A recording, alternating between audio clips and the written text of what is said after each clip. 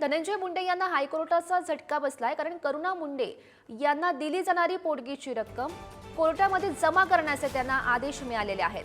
50% रक्कम आधीच कोर्टामध्ये जमा करण्याचे आदेश त्यांना मिळालेले आहेत। माजी मंत्री धनंजय मुंडे यांना उच्च न्यायालयाचा हा झटका म्हणावा लागेल। विभक्त पत्नी करुणा शर्मा यांना मंजूर केलेल्या पोटगीची निम्मी म्हणजे 50% रक्कम आता महिन्याभरात न्यायालयात जमा करा असा आदेश न्यायमूर्ती मंजुषा देशपांडे यांनी दिलाय। महत्त्वाची अपडेट सध्या आपण ही बघू शकतो। धनंजय मुंडे यांना हायकोर्टाचा झटका। करुणा मुंडे यांना जी पोटगी दिली जाणार होती तीच रक्कम आता त्याची अर्धी रक्कम आहे ती जमा करण्याचे आदेश सध्या त्यांना प्राप्त झालेले आहेत।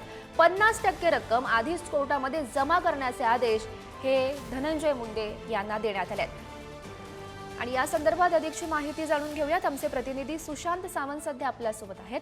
सुशांत, अगदी बरोबर आहे। आपण जर गौरी बघितलं असेल तर धनंजय मुंडे यांनी उच्च न्यायालयात त्याचे आव्हान दिलं होतं, मात्र आता उच्च न्यायालयाने धनंजय मुंडे यांना धक्का दिलेला आहे। विभक्त पत्नी करुणा शर्मा यांना मंजूर केलेल्या पोटगीची निम्मी रक्कम म्हणजे 50% रक्कम जी आहे ती महिन्याभरात त्यांना न्यायालयात जमा करायची आहे। तसे आदेशच गुरुवारी न्यायमूर्ती मंजुषा देशपांडे यांच्या एकलपीठाने दिलेली आहे। आपण जर बघितलं असेल तर धनंजय मुंडे आणि करुणा मुंडे यांचा वाद जो आहे तो कोर्टात गेला होता। त्यानंतर करुणा मुंडे यांनी 50% रक्कम जी आहे ती पोटगीची रक्कम मागितली होती आणि त्याबाबतचा निर्णय देखील कोर्टात झाला होता। मात्र आता जर बघितलं असेल तर पत्नी करुणा शर्मा यांना मंजूर केलेल्या पोटगीची निम्मी रक्कम म्हणजे 50% रक्कम जी आहे ती धनंजय मुंडे यांना द्यावी लागणार आहे। आतापर्यंत बघितलं असेल तर पोटगीतील 50% रक्कम सुमारे 31,87,000 रुपये वांद्रे न्यायालयात पुढील 4 आठवड्यात जमा करण्याचे निर्देश देखील उच्च न्यायालयाने त्यांना दिलेले आहेत।